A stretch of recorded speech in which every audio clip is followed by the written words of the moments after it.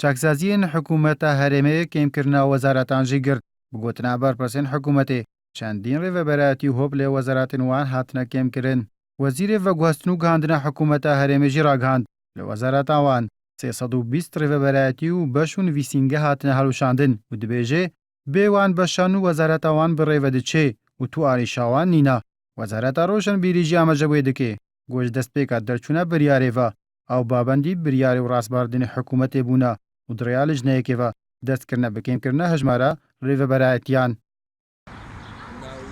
من دەتوانم بڵێم بە سەدان ملیۆن ساڵانە دەگەڕێتەوە خەزانەی دەوڵەت و چونکە تو هەر بەڕێوەبەرایەتیەک هەر شوێنێکت کە لە شار و شارچەکانە تۆ لە کۆڵکری خان و گرێبەستی سیارە ئۆتۆمبیل لە تێچووی مەسرفی ئەم هەموو دائیرە زۆر و بۆرەکە هەیە ئێمە دەتوانین لە چوارچێوەیەکی زۆر زانستی زۆر ئیداری کە ڕێخستنەوەکەمان کرد ئەو کاتە بەداتا و بە ئەرقام بە ژمارە بتوانین پێتان بڵێن کە ئێمە چەند دەتوانین خزمەت بە پرۆسی چاکردن و چاکسازی و کەمکردنەوەی خەرجەکان و زۆرکردنی داهات بین. Ji destpêka destpêkirina çaksaziyên hikûmetê, Parlemanê Kurdistanê û bi serdema got ji kar hatiye xistin li ser çi qonexeke çaksaziyê neaxiftiya. Parlamentarek jî dibêje çê nabe tu gaveka çaksaziyê bê Parleman bêavêtin, bi taybetî jî mijara kêmkirina wezaretan.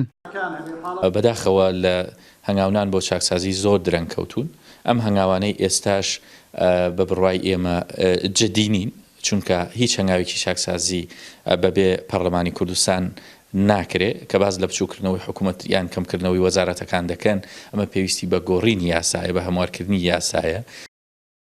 حکوومەتە هەرێما کوردستانی خودیا 21 وەزارەت و زیاتر ژێ مەلیۆنێک و 400,000 فەرمانبەرە و پرانیا وەزارەتان دەستیان کردیە بە کێمکردنا هژمارە ڕێڤەبەرایەتیان خوا لێ هەیەنها بەحسا چارەنویسەوان فەرمانبەران نەهاتیەکردن و دێر لە وەزارەتان زێدە ببن. پەرلەمانتاژی دبێژن کێمکردنا وەزارەتان پێتوی بە گوهارتنا یاسایە دبە گۆ ئەو ژی کارێ پەرلەمانە.